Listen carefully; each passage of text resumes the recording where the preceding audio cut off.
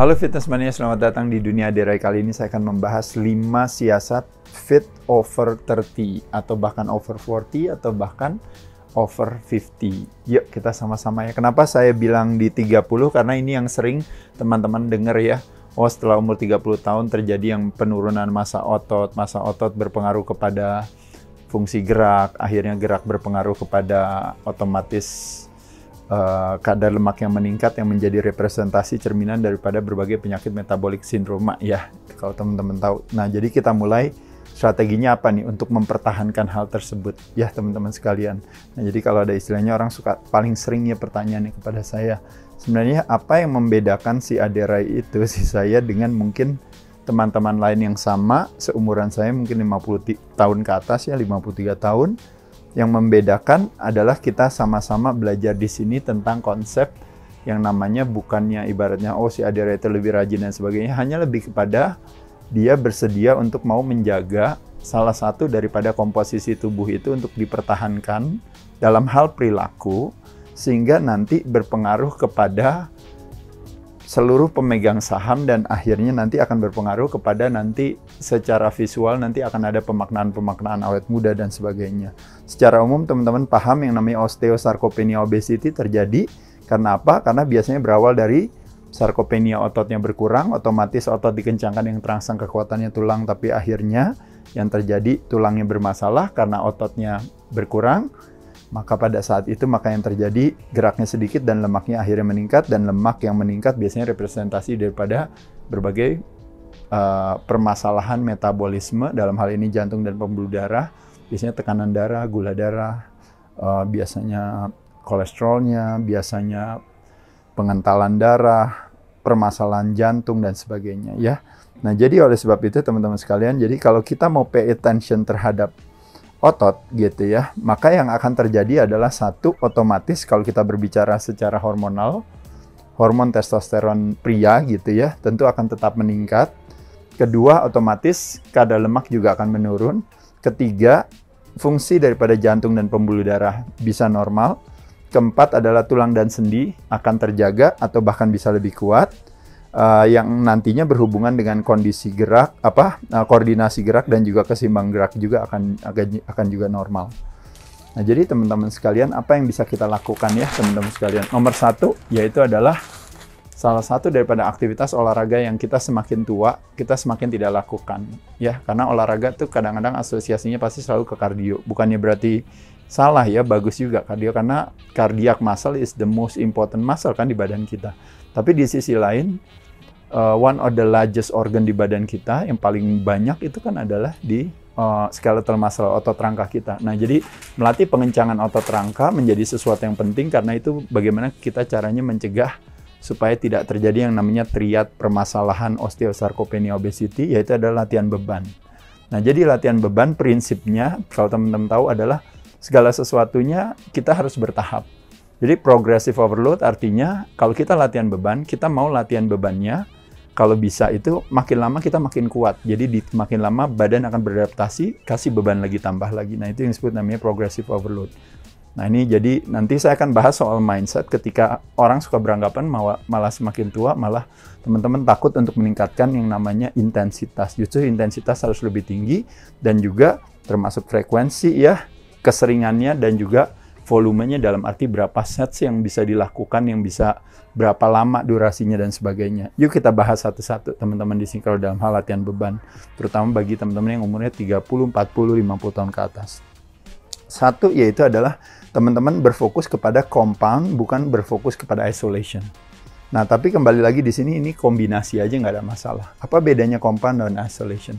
Perbedaannya adalah kalau compound itu melibatkan yang namanya multi joint. Jadi lebih dari satu persendian, lebih dari satu otot yang terlibat. Contohnya misalnya kalau teman-teman melakukan aktivitas yang namanya misalnya push up atau bench press gitu ya.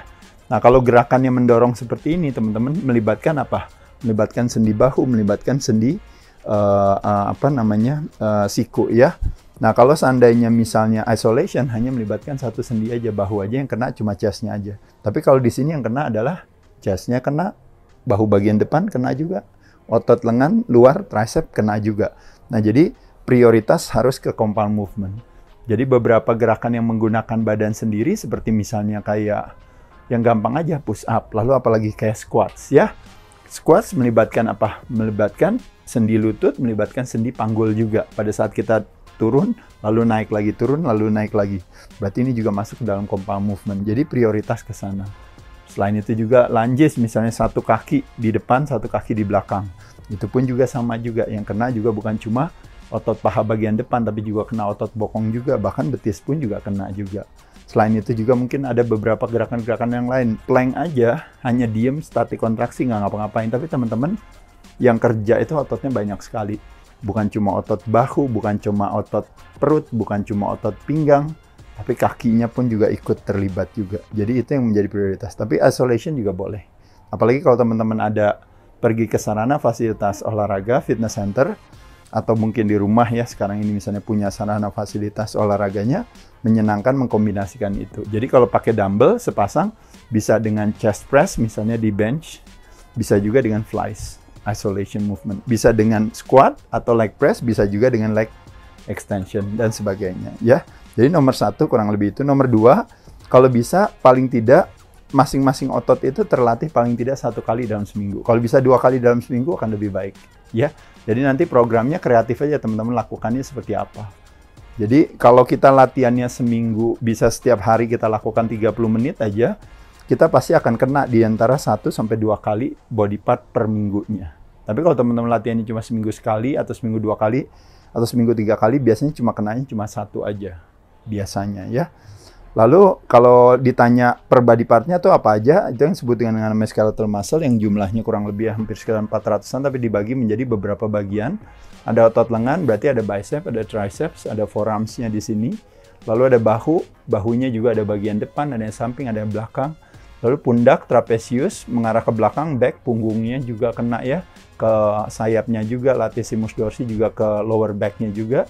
Lalu selain itu juga ada kaki.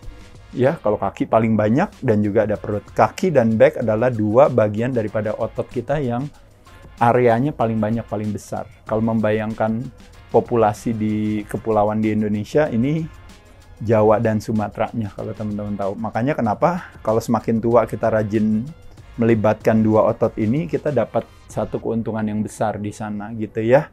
Kebermanfaatan latihan beban itu akan kita dapatkan dengan rajin melakukan aktivitas otot besar seperti kaki dan back. Lalu yang ketiga yaitu adalah minimum paling tidak gitu ya, kalau bisa kalau seandainya cuma bisanya 1 kali, ototnya paling nggak satu otot bisa misalnya minimal paling nggak 3 sampai 9 set itu per minggunya. Itu per ototnya kalau teman-teman bilang. Jadi ini minimal. Jadi kalau misalnya bisa lebih jenisnya ya kenapa tidak, atau satu jenis latihan kadang-kadang teman-teman lakukan udah 5 set, berarti udah lumayan ya. Kalau dilakukannya misalnya 2 kali, berarti udah 10 set ya. Kalau misalnya teman-teman lakukan beberapa jenis, 2 jenis aja, satu jenisnya misalnya 3 set, berarti 3-3, besoknya lagi 3-3 lagi, itu udah lebih dari 9 set. Jadi minimal kira-kira 9 set per minggu, menurut saya itu hal yang baik. Lalu yang nomor berikutnya yaitu adalah 6-12 repetisi. Ini lebih kepada, kalau saya mau berbicara soal, pokoknya ingat aja prinsipnya, kalau terutama buat teman-teman ya, orang tua nggak mau latihan juga bebannya terlalu berat, cuma kuat 1 atau 2 kali, kayak mungkin power building atau power lifting gitu ya, atau mungkin 6 kali aja udah susah, berarti bebannya boleh dikurangi, atau kalau mau tetap di situ silahkan. 12 kali aja gampang, berarti bebannya boleh ditambahkan. Jadi kita jatuhnya, failure-nya di antara 6-12, ini sebenarnya prinsip daripada hypertrophy juga, di 70-75% daripada 1 rep maksimum kita, atau mungkin di sekitar 2 atau 4 kalau kita berbicara yang namanya reps in reserve kita. Jadi kira-kira kurang lebih, jadi kalau kita cuma kuatnya sekali 2 kali gitu ya, berarti bebannya terlalu berat, karena cuma kuatnya di bawah 6. Tapi kalau masih kuat lebih dari 12 atau lebih dari 15, berarti bebannya boleh ditambah. Kurang lebih demikian teman-teman kalau kita berbicara soal konsep daripada latihan beban itu sendiri ya teman-teman. Mau kita semakin tua, kita tetap memakai prinsip yang sama. Seperti anak muda juga. Yang kedua adalah, nah kalau kita berbicara makanan, makronutrisi, karbohidrat, protein, dan lemak, yang cenderung underestimate itu kita, atau underrated itu, yaitu adalah protein. Karena kita konsumsinya selalu pasti karbo dan lemak. Karbo olahan, lemak olahan kadang-kadang. Makanya kenapa prioritaskan proteinnya supaya lebih tinggi. Karena protein yang lebih tinggi, itu akan berhubungan dengan apa? Berhubungan dengan kekuatan tulang kita. Jadi bone density kita akan meningkat. Selain itu juga otomatis terjadinya yang namanya penghambatan proses kehilangan kekuatan tulang dan juga tulangnya itu sendiri. Ya, permasalahan osteopenia, ya, osteoporosis, osteoartritis itu jadi bisa berkurang. Permasalahan otot, sarkopenia juga berkurang juga. Dan juga kita akan mengoptimalkan resilience dalam hal ini mungkin lebih kepada kalau menurut saya. Jadi justru kita punya daya tahan, punya kekuatan yang lebih optimal. Kalau kita semakin tua itu kita tetap punya massa otot yang cukup. Nah itu yang mungkin yang tadi saya bilang, apa yang saya lakukan, fungsi saya untuk naik turun tangga, untuk berjalan jauh, untuk mengangkat beban, mungkin koper atau apa, atau bahkan ikut sekedar membantu orang melakukan berbagai aktivitas kegiatan sehari-hari, saya masih punya kekuatan karena saya masih mempertahankan otot saya, ya. Jadi itu semua dedicatednya tentu kalau seandainya kita memprioritaskan konsumsi protein yang cukup. Berdasarkan WHO itu mungkin sekitar 0,85 gram per pound. Kalau di Indonesia bahkan ini per kilo ya, 0,7. Kalau secara umum orang-orang mungkin prefer di sini 1,2 sampai 1,5 gram per kilogram. Tapi kalau bagi teman-teman yang karena rajin latihan beban, pengencangan, mungkin yang terbaik adalah di sini. Ada salah satu rekomendasi, mungkin kalau yang caranya gampang untuk daripada ngitung ini, pokoknya setiap saya makan, minimal paling tidak kurang lebih itu 30 gram protein terpenuhi per mealnya.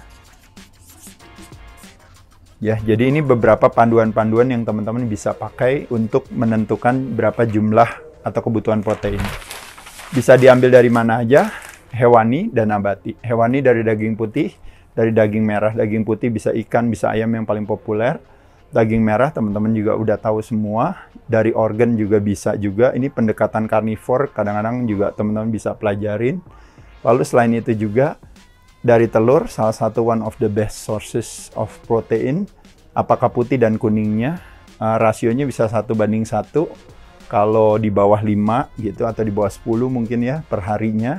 Tapi kalau lewat dari itu mungkin boleh perbandingannya bisa 2:1, karena hanya lebih kepada menjaga ketika kita mengkonsumsikan lemak yang terlalu tinggi, kita nggak mau kalorinya jadi berlebihan ya. Atau mungkin raw milk atau raw honey dan sebagainya, silahkan aja. Lalu yang ketiga yaitu adalah healthy fats untuk mengoptimalkan hormon. Nah, jadi apalagi kita usianya udah makin meningkat. Salah satu problemnya ketika usia meningkat itu kayak terutama cowok gitu ya di umur 30 tahun ke atas gitu ya, termasuk cewek juga sebenarnya sama. Tapi pria biasanya, biasanya performa dalam hal mungkin seksualnya juga jadi berkurang. Satu, kedua, salah satu yang paling populer, sebenarnya ini salah satu penyebabnya adalah biasanya resistensi insulin kalau kita membuat satu investigasi. Itu adalah disfungsi ereksi itu ya. Lalu selain itu juga adalah fungsi dan performa otak yang menurun. Nah ini relate sama apa teman-teman sekalian? Ini relate sama otak dan otot. If we don't use it, we lose it. Nah kedua-duanya otak dan otot adalah yang paling boros di badan kita, organ tubuh kita. Hidupnya dari signal, dan signal mostly 90% comes from movement. Dan movement terbaik, salah satunya kalau kita berbicara kualitas daripada movement adalah latihan beban. Makanya kenapa kalau nggak latihan beban, otomatis akhirnya terjadi permasalahan performa otak. Makanya kenapa di musim infeksi sekarang ketika banyak yang tidak gerak di rumah, akhirnya kenanya pasti di sana. Terlepas daripada tidak terjangkit, tapi sekarang ini akhirnya jadi demensia, akhirnya jadi permasalahan, apalagi yang disebut dengan namanya diabetes tipe 3 ya, resistensi di syaraf gitu, termasuk di otak. Lalu juga akhirnya jadi depresi, akhirnya juga lack of energy, lalu juga karena kurang gerak otomatis terjadi kenaikan berat badan, dalam hal ini kenaikan kadar lemaknya, dan juga otomatis artinya terjadi permasalahan osteosarkopenia obesity, dan akhirnya permasalahan metabolic syndrome terjadi. Nah jadi apa yang bisa dilakukan? Yuk kita konsumsi good healthy fats. Healthy fats bisa didapat dari apa? Yang paling mudah, paling gampang sebenarnya cara ngitungnya adalah dengan fats itu datangnya dari animal. Itu paling gampang ya. Karena ketika kita konsumsi daging merah, daging putih, konsumsi telur, misalnya konsumsi ikan, itu semua udah ada kandungan lemaknya gitu ya. Bukan berarti jadi akhirnya saya mengkonsumsikan malah lemaknya yang buruk. Seperti misalnya kayak kalau di Indonesia banyaknya misalnya seperti minyak goreng gitu ya. Atau misalnya kalau mentega tuh margarin lebih gitu ya. Nah, tapi yang bagus adalah biasanya dari minyak ikan atau suplementasi dari kuning telur, nuts, ya misalnya mungkin walnuts, peanuts, hazelnuts, atau yang lainnya. Bisa juga dari seeds juga, tapi hati-hati dari dari sini kandungan dari nabati, kandungan lemak itu kan tinggi ya kalorinya, jadi juga nggak mau terlalu banyak juga. Lalu selain itu juga dari avocado, dari certain oils. Nah tentunya teman-teman bisa fokus. Kalau saya mungkin rekomendasi proposalnya lebih ke saturated fats gitu ya. Atau yang relate dengan yang ada kandungan omega 3-nya, yang anti-inflamasi yang lebih tinggi. Mungkin ada kandungan vitamin D-nya, zinc-nya, dan sebagainya. Jadi saya rasa itu satu hal yang baik. Dan selain itu juga tentunya juga mungkin dari beberapa hal yang lain. Kayak misalnya mungkin kalau seandainya misalnya kadang-kadang teman-teman coklat misalnya dark coklat apa ya Des? Ya, dark coklat ya. Jadi salah satu sumber minyak itu bisa sumber lemak itu bisa dikonsumsikan. Tapi teman-teman mesti carinya kalau bisa di atas 70% ke atas ya. Karena kalau enggak nanti coklat juga boleh ya, nanti yang ada malah konsumsinya nanti malah kebanyakan gula atau kebanyakan susunya, bukan hal yang bijaksana. Selanjutnya yang strategi nomor 4 yaitu adalah istirahat yang cukup, karena relate sama apa teman-teman sekalian? Kalau kita berbicara istirahat itu akan terutama kita semakin usia semakin meningkat, production of melatonin kita makin turun. Kadang-kadang karena kebanyakan pikiran dan sebagainya, kortisol biasanya naik, melatonin biasanya turun gitu, dan kebalikannya ya.